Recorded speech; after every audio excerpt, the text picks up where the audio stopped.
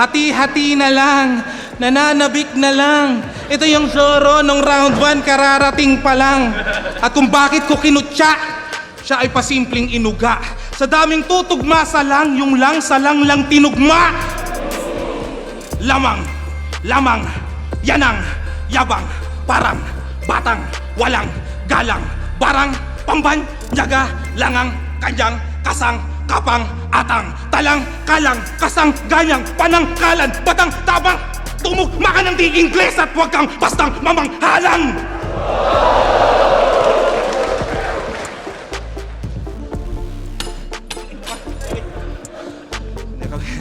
Sorry. Sige, kumain ka ng multi kung diyan ka gagaling.